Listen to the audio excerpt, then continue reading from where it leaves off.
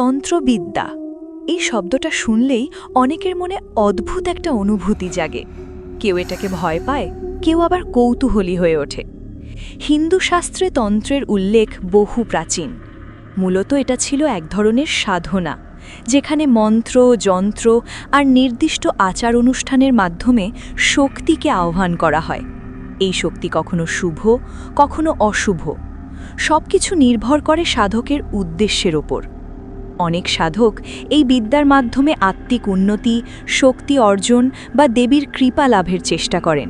কিন্তু ইতিহাস বলে সবাই সেই পথে আলোর দিকে এগোয় না। কারোর মনে আবার লোভ জন্মে যায়। অমরত্ব, অজানা শক্তি বা মানুষের নিয়ন্ত্রণের বাইরে কিছু পাওয়ার লোভে তারা এমন কিছু আচার করে যা ধীরে ধীরে তাদের নিজেরই নিয়ন্ত্রণের বাইরে চলে যায়। আর তখন সাধনা আর অন্ধকারের মধ্যে সীমারেখাটা মুছে যায়। আমার জেঠুও ঠিক সেই ভুলটাই করেছিল। আমি হীরক। আমি আজ আমার সাথে ঘটে যাওয়া এমন এক ঘটনার কথা শেয়ার করতে চলেছি যা আমার জীবনকে তছনছ করে দিয়েছিল। সেই ঘটনার কথা মনে পড়লে আমার শিরদাঁড়া থেকে যেন এক হিম শীতল স্রোত বয়ে যায়। সেই দিনগুলো ছিল আমার কাছে নরকীয়, যা আমি ভাষায় প্রকাশিত করতে পারবো না। আমি তখন ক্লাস 9-এ পড়ি। আমার বাবার বড় ভাই মানে আমার জেঠু আমাদের বাড়িতেই থাকতেন।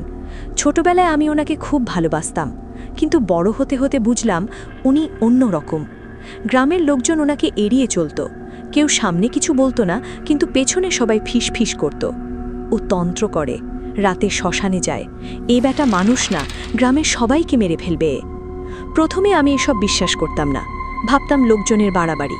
কিন্তু একদিন রাতে সব বদলে গেল। সেদিন ছিল অমাবস্যা। বাড়ির সবাই ঘুমিয়ে পড়েছে, কিন্তু আমার ঘুম আসছিল না।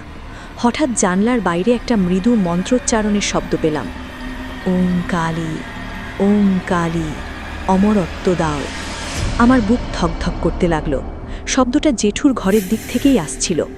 আমি ধীরে ধীরে দরজা খুলে বেরোলাম। পুরো বাড়িটা অন্ধকার, শুধু জেঠুর ঘরের দরজার নিচ দিয়ে লালচে আলো বেরোচ্ছে। কৌতূহল আর ভয়ের মাঝে আটকে গিয়ে আমি দরজার কাছে গেলাম। দরজাটা একটু ফাঁক ছিল। ভিতরে যা দেখলাম সেটা আজও ভুলতে পারিনি। জেঠু মাটির উপর একটা অদ্ভুত চক্র এঁকেছে, লাল রঙে। চারপাশে প্রদীপ জ্বলছে। মাঝখানে একটা কালো মূর্তি, মা কালী, কিন্তু চোখগুলো যেন অস্বাভাবিকভাবে জ্বলজ্বল করছে। আর জেঠু, উনি নিজের শরীরে ছাই মেখে বসে আছেন, চোখ বন্ধ, আর ক্রমাগত মন্ত্র পড়ছেন। হঠাৎ উনি বললেন, আর বেশি সময় নেই, বলি দিতে হবে নিজের রক্তের। আমার শরীর ঠান্ডা হয়ে গেল। নিজের রক্তের মানে?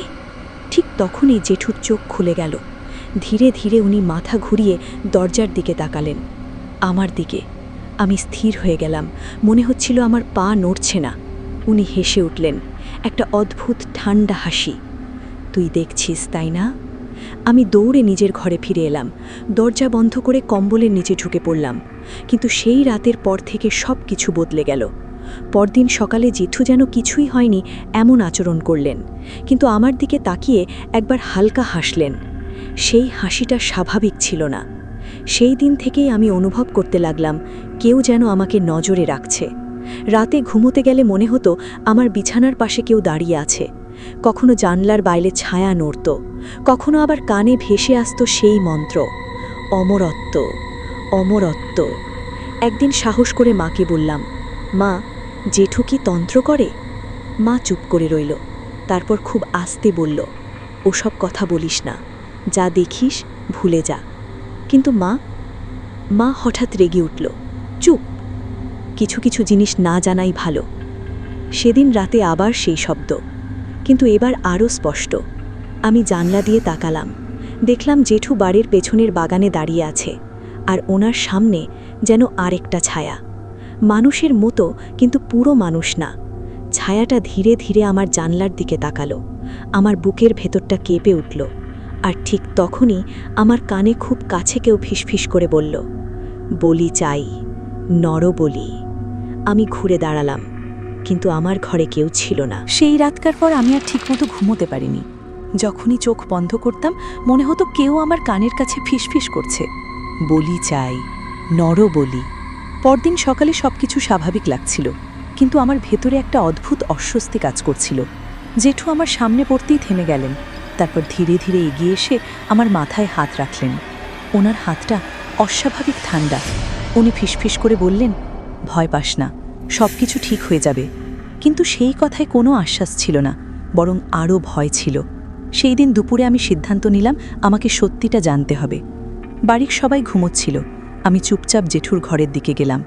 দরজাটা বন্ধ ছিল, কিন্তু তালা দেওয়া ছিল না। ধীরে ধীরে দরজা খুললাম। ঘরের ভেতরে ঢুকতেই একটা তীব্র গন্ধ নাকে এলো, ধূপ, ছাই আর কেমন যেন পচা কিছুর গন্ধ। ঘরটা অন্ধকার, জানলাগুলো কাপড় দিয়ে ঢাকা, মেঝেতে সেই একই চক্র আঁকা, কিন্তু এবার শুকিয়ে গাঢ় হয়ে গেছে। দেয়ালে ঝোলানো আছে নানা রকম ছবি, দেবদেবীর, কিন্তু অনেকগুলোর উপর লাল দাগ টানা, কিছু মন্ত্রলেখা কাগজ আর অদ্ভুত চিহ্ন। আমার চোখ পড়ল একটা পুরনো কাঠের বাক্সে। আমি বাক্সটা খুললাম। ভেতরে ছিল একটা ডায়েরি। ডায়েরিটার পাতাগুলো হলদেটে, কিন্তু লেখাগুলো স্পষ্ট। আমি পড়তে শুরু করলাম। অমাবস্যায় রাত।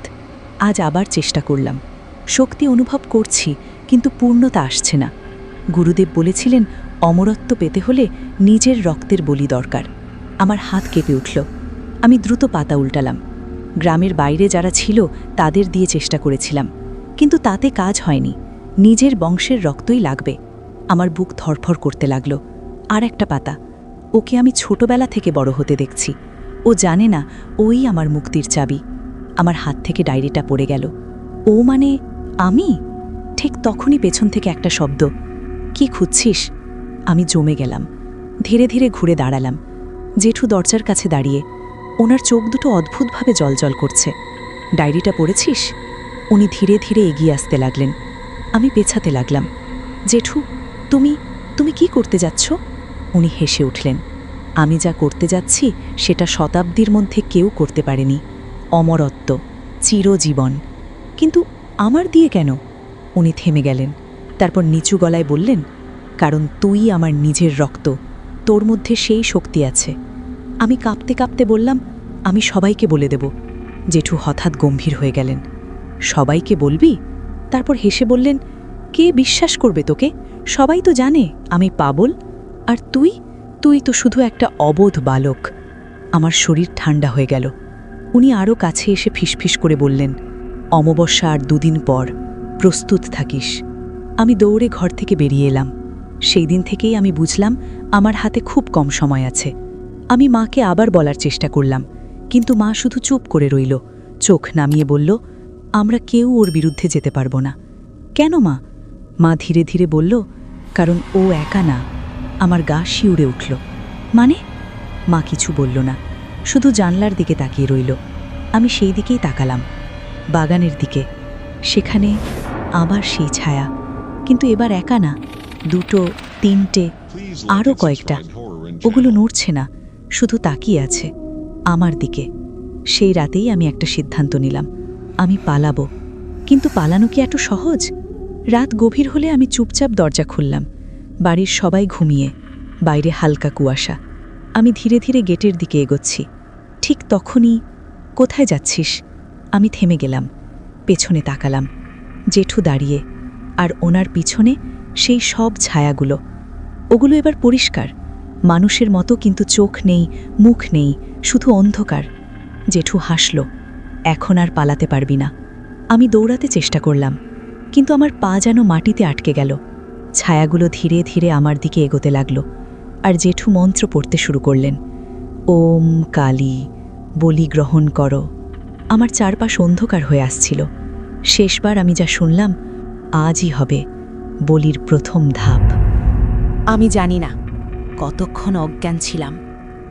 চোখ খুলতেই দেখি আমি নিজের ঘরে শুয়ে আছি। জানলা দিয়ে সকালের আলো ঢুকছে। সবকিছু যেন স্বাভাবিক, কিন্তু ভেতরে ভেতরে আমি বুঝতে পারছিলাম কিছুই স্বাভাবিক না। আমার হাত পা ভারী লাগছিল, যেন শরীরের শক্তি কেউ শুষে নিয়েছে। ঠিক তখনই দরজায় টোকা মারার শব্দ। উঠে পড়িস, জেঠুর গলা। আজ অনেক কাজ আছে। আমার বুকের ভেতরটা কেঁপে উঠল। আজ অমাবস্যা। সারা দিন বাড়ির পরিবেশটা অদ্ভুত ছিল। মা আমার চোখের দিকে তাকাচ্ছিল না, বাবা চুপচাপ বসেছিলেন, যেন কিছু জানেন কিন্তু কিছু বলছেন না। মা জানলার দিকে তাকিয়ে কাঁদছেন। বিকেলের দিকে জেঠু আমাকে ডেকে নিয়ে গেল বাড়ির পেছনের বাগানে। সেখানে আগের থেকে সব কিছু প্রস্তুত। মাটির ওপর একটা বড় চক্র আঁকা, আগের চেয়ে অনেক বড়, অনেক জটিল। চারপাশে প্রদীপ, ধূপ আর লাল কাপড়, মাঝখানে একটা পাথরের আসন। আমার শরীর ঠান্ডা হয়ে গেল। এখানেই বসবি, জেঠু শান্ত গলায় বললেন। আমি কাঁপতে কাঁপতে বললাম, আমি এটা করব না।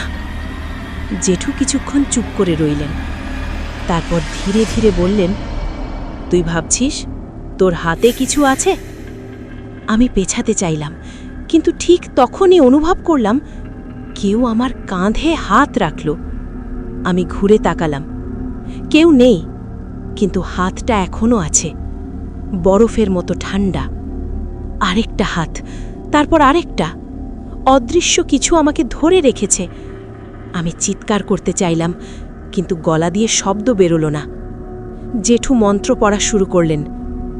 ওং কালী, শক্তি দাও, অমরত্ব দাও। চারপাশের বাতাস ভারী হয়ে উঠছিল, প্রদীপের আলো কাঁপছে, কুয়াশার মতো কিছু একটা জমতে শুরু করেছে। ধীরে ধীরে সেই কুয়াশা থেকে আকার নিতে লাগলো ছায়াগুলো, আগের মতোই। চোখ নেই, মুখ নেই, কিন্তু এবার আরও কাছে। ওগুলো আমার চারপাশে দাঁড়িয়ে, আমাকে ঘিরে। আমি মরিয়া হয়ে চোখ বন্ধ করলাম, মনে মনে শুধু একটা কথাই বলছিলাম, মা কালী, বাঁচাও। ঠিক তখনই আমার মাথায় হঠাৎ একটা লেখা ঝলকে উঠল, জেঠুর ডায়েরির একটা লাইন, চক্র ভাঙলে সাধনা ভঙ্গ হবে। আমার চোখ হঠাৎ মাটির দিকে গেল। আমার চারপাশে যে লাল চক্রটা আঁকা, সেটাই পুরো আচারের মূল। আমার হাত তখনও কাঁপছে, শরীর অবশ, কিন্তু আমি বুঝলাম আমাকে কিছু একটা করতে হবে। আমি ধীরে ধীরে হাতটা সরানোর চেষ্টা করলাম। মনে হচ্ছিল কেউ অদৃশ্য শক্তি দিয়ে চেপে ধরে আছে। হঠাৎ জানিনা কোথা থেকে শক্তি এলো, হয়তো জেদ, হয়তো বাঁচার চেষ্টা। আমি হঠাৎ করে নিজের হাতটা জোরে মাটির ওপর ঘষে দিলাম। লাল রঙের চক্রটা একটু ঘেটে গেল। ঠিক সেই মুহূর্তে সব কিছু কেঁপে উঠল। জেঠু হঠাৎ চিৎকার করে উঠলেন, না, থাম! আমি থামিনি। আমি আরও জোরে হাত চালিয়ে চক্রের একটা অংশ পুরো মুছে দিলাম। হঠাৎ যেন বাতাস উল্টো দিকে বইতে শুরু করল, প্রদীপগুলো কাঁপতে লাগল, আগুন লম্বা হয়ে উঠছে। মন্ত্রের শব্দ কেটে গেল মাঝপথে। চারপাশের ছায়াগুলো অস্থির হয়ে উঠল, ওগুলো যেন দিক হারিয়ে ফেলেছে। জেঠু থেমে গেলেন। উনি বিড়বিড় করে বললেন, না, এটা তো হওয়ার কথা না। জেঠু পাগলের মতো চিৎকার করতে লাগলেন, তুই কি করলি? সব নষ্ট করে দিলি। আমি উঠে দাঁড়ানোর চেষ্টা করলাম, কিন্তু তখনও শরীর কাঁপছে। হঠাৎ এক ঝটকায় সব প্রদীপ নিভে গেল, পুরো জায়গা অন্ধকার। ঠিক তখনই চক্রের মাঝখানে রাখা কালো মূর্তিটার চোখ জ্বলে উঠল, কিন্তু এবার সেটা শান্ত না, রাগে ভরা। একটা ভারী গলা ভেসে এলো, অপূর্ণ। জেঠু হাঁটু গেনে বসে পড়লেন। আরেকবার সুযোগ দিন, আমি আবার করব। কিন্তু সেই গলা আরও কঠিন হয়ে উঠল, অধর্ম, ভঙ্গ, লোভ। তারপর যা হলো সেটা আমি ভাষায় ঠিক বলতে পারছি না। চারপাশের ছায়াগুলো হঠাৎ ঘুরে দাঁড়ালো জেঠুর দিকে। ওগুলো যেন রেগে গেছে, যেন কেউ তাদের কাজ মাঝপথে বন্ধ করে দিয়েছে। জেঠু পিছিয়ে যেতে লাগলেন, না, আমি তোদের ডেকেছি, তোরা আমার কথা শুনবি। কিন্তু এবার কেউ শুনল না। একটা ঠান্ডা হাওয়া এসে সব লাউ নিভিয়ে দিল। পুরো অন্ধকারের ভেতরে শুধু একটা জিনিস দেখলাম, জেঠুর ছায়া ধীরে ধীরে অন্য ছায়ার মধ্যে মিলিয়ে যাচ্ছে। ওনার গলা কাঁপছিল, আমাকে বাঁচাও, কিন্তু আর কিছু শোনা গেল না। আমি মাটিতে বসে পড়লাম, সব কিছু চুপ। একটু পর প্রদীপগুলো আবার জ্বলে উঠল। চক্রটা এখন ভাঙা, মাঝখানের আসন ফাঁকা। জেঠু নেই। পরের দিন সবাই বলল জেঠু নাকি হঠাৎ কোথাও চলে গেছে। কেউ কিছু জানে না, কিন্তু আমি জানি আমি নিজে সেই চক্রটা ভেঙেছিলাম। যদি আমি সেটা না করতাম তাহলে হয়তো আজ আমি থাকতাম না। কিন্তু একটা জিনিস আমাকে আজও তাড়া করে। সেদিন শেষ মুহূর্তে যখন আমি চক্রটা ভেঙেছিলাম, আমি অনুভব করেছিলাম কেউ যেন আমার হাত ধরে সাহায্য করছে। একটা ঠান্ডা স্পর্শ, কিন্তু সেটা ভয়ের না। অনেক বছর কেটে গেছে, আজও মাঝে মাঝে আমি সেই বাগানের দিকে তাকাই। কখনো হঠাৎ করে সেই বাগানের দিকটা চোখে পড়লে আমার বুকটা কেমন চাপা পড়ে যায়, শ্বাস নিতে কষ্ট হয়। কিন্তু পরক্ষণে সব স্বাভাবিক। সেই রাতের কথা মনে পড়লেই আমার গলা শুকিয়ে যায়, হাত পা ঠান্ডা হয়ে যায়, আর মনে হয় আমি যেন আবার সেই জায়গাতেই দাঁড়িয়ে আছি। তো ভিউয়ার্সরা, আমার আজকের বলা গল্পটা আপনাদের কেমন লাগলো কমেন্ট করে জানাবেন। আর গল্পটা ভালো লাগলে লাইক করতে ভুলবেন না। আর এরকম আরও নতুন নতুন হাড় হিম করা ভূতের গল্প শুনতে চাইলে চ্যানেলটাকে সাবস্ক্রাইব করে নেবেন। Don't forget click the bell icon. তো ভিউয়ার্সরা, আজকের জন্য টাটা। দেখা হবে নতুন একটা হাড় হিম করা ভূতের গল্প নিয়ে।